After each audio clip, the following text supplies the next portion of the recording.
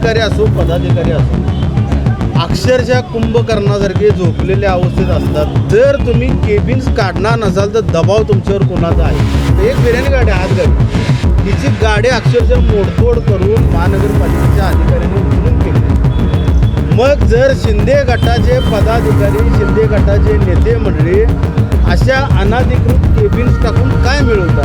जनतेच्या विरोधात तुम्ही रस्त्यावर येता आणि जनतेच्या विरोधात तुम्ही अतिक्रमण काढता.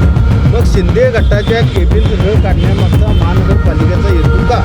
आम्ही केबिन्स तिथं टाकू आणि जर त्या केबिन्सला महानगरपालिकेच्या कुठल्याही अधिकाऱ्यांना हात लावण्याचा प्रयत्न केला तर त्यांना शिवसेनेच्या पद्धतीनं आम्ही उत्तर. शिंदे गटाचे अधिकारी असो पदाधिकारी असो अक्षरशः कुंभकर्णासारखे झोपलेल्या अवस्थेत असतात. आत्ताच ज्यांना आम्ही निवेदन दिलं अतिक्रमणच्या संदर्भात त्यांना मी स्पष्ट विचारलं की ज्या केबिन शिंदे गटाच्या माध्यमातून लावलेल्या आहेत त्या अधिकृत आहेत की अनधिकृत आहेत.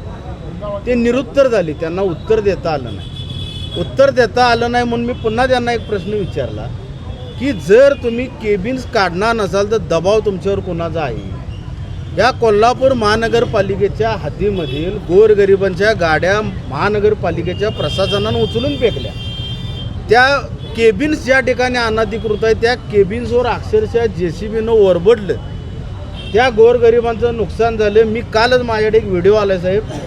त्या व्हिडिओमध्ये स्पष्ट दिसतं एक बिर्याणी गाडी हातगाडी तिची गाडी अक्षरशः मोडतोड करून महानगरपालिकेच्या अधिकाऱ्यांनी उचलून फेकली. मग जर शिंदे गटाचे पदाधिकारी शिंदे गटाचे नेते मंडळी अशा अनधिकृत केबिन्स टाकून काय मिळवतात.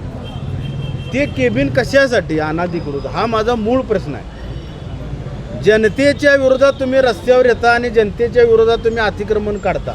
मग शिंदे गटाच्या केबिन्स न काढण्यामागचा महानगरपालिकेचा हेतू का. यासाठी आजचं ढोल बजाव आंदोलन जेणेकरून महानगरपालिकेच्या प्रशासनाला जाग येऊ दे यासाठी आजचे आंदोलन होतं. आणि जर यदा कदाचित महानगरपालिकेच्या अधिकाऱ्यांनी जर ह्या केबिन्स काढल्या नाहीत शिंदे गटानं केलेलं अतिक्रमण कोल्हापूरचं विद्रुपीकरण काढलं नाही तर 100% आम्ही त्या केबिन्सच्याच बाजूला शिवसेना उद्धव बाळासाहेब ठाकरेंची ओरिजिनल शिवसेनेचे आम्ही केबिन्स तिथं टाकू. आणि जर त्या केबिन्सला महानगरपालिकेच्या कुठल्याही अधिकाऱ्यांना हात लावण्याचा प्रयत्न केला तर त्यांना शिवसेनेच्या पद्धतीनं आम्ही उत्तर देऊ. मला वाटतं सम्राटनगरच्या इथे काहीतरी मला फोटो आले अर्ध शिवाजी महाराजांचा पुतळा तिथं आहे. रंकाळ्यावर आहे. संभाजीनगरला आहे. मार्केट यार्डला आहे. असं कित्येक ठिकाणी आम्ही दाखवू शकतो. सध्याचे 3 फोटो मिळालेले ते 3 फोटो आपणाला दाखवलेले आहेत.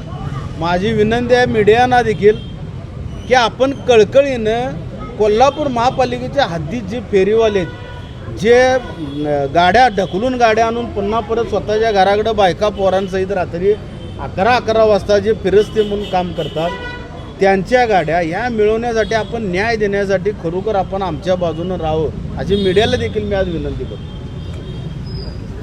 अशाच नवनवीन अपडेट्ससाठी डिजिटल कोल्हापूर चॅनेलला सबस्क्राईब करायला विसरू नका.